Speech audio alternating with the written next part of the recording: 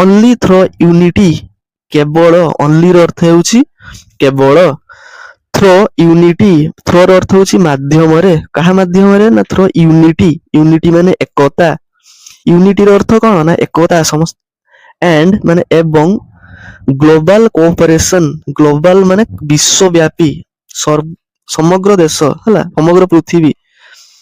ସହଯୋଗ, କୋଅପରେସନ ମାନେ ସହଯୋଗ, ବିଶ୍ୱବ୍ୟାପୀ ସହଯୋଗ,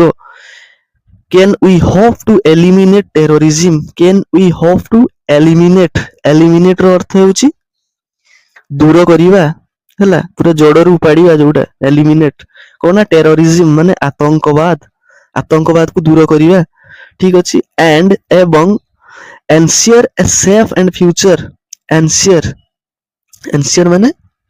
ସୁନିଶ୍ଚିତ କରିବା, ensure ଅର୍ଥ ହେଉଛି ସୁନିଶ୍ଚିତ କରିବା, ଏ ମାନେ ଏକ,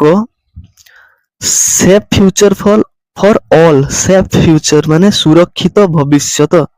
ସୁରକ୍ଷିତ ଭବିଷ୍ୟତ ମାନେ ଆମ ନେକ୍ସଟ ଜେନେରେସନ ପାଇଁ ଆମେ ସୁରକ୍ଷା କେମିତି ଦେଇପାରିବା against terrorism, for all ମାନେ ସମସ୍ତଙ୍କ ପାଇଁ, କେବଳ କିଛି ଲୋକଙ୍କ ପାଇଁ ନୁହେଁ, ଏଇ ଜିନିଷଟା ହେଉଛି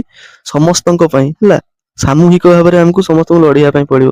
ତ କେବଳ ଏକତା ଏବଂ ବିଶ୍ୱବ୍ୟାପୀ ସହଯୋଗ ମାଧ୍ୟମରେ ଆମେ ଆତଙ୍କବାଦକୁ ଦୂର କରିପାରିବା ଏବଂ ସମସ୍ତଙ୍କ ପାଇଁ ଏକ ସୁରକ୍ଷିତ ଭବିଷ୍ୟତ ସୁନିଶ୍ଚିତ କରିପାରିବା, ଠିକ ଅଛି।